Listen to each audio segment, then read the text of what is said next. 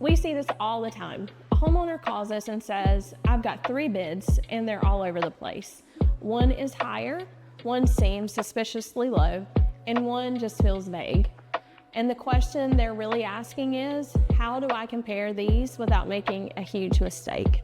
So here's the big thing we want you to understand before we dive in. The biggest risk when comparing contractor bids isn't overpaying, it's comparing things that aren't actually the same.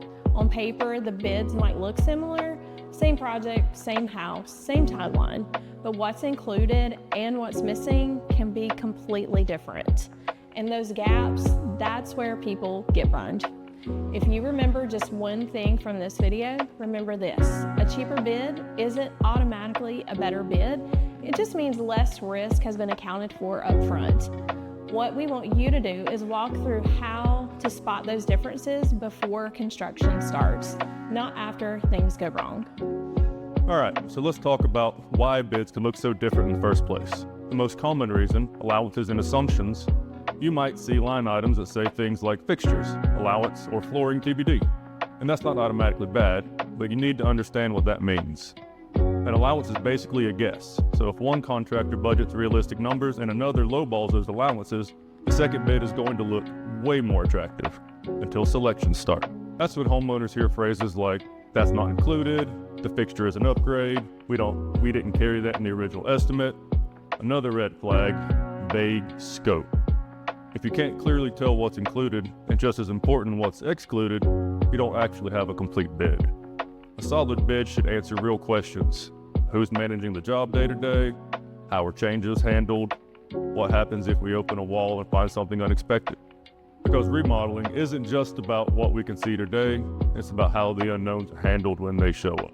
So how should you compare contractor bids?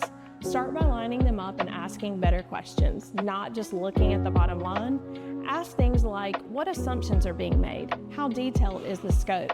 What's planned versus what's to be decided later? A more expensive bid might actually be more honest because it's accounting for real-world conditions instead of kicking the can down the road.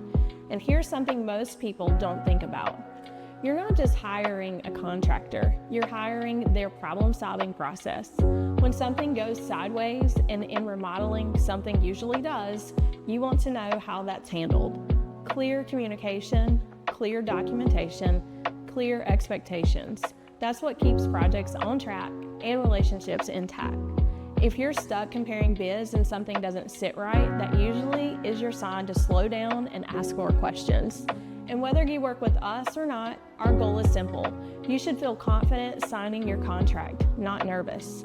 Because the best projects don't start with the lowest price, they start with the clearest understanding.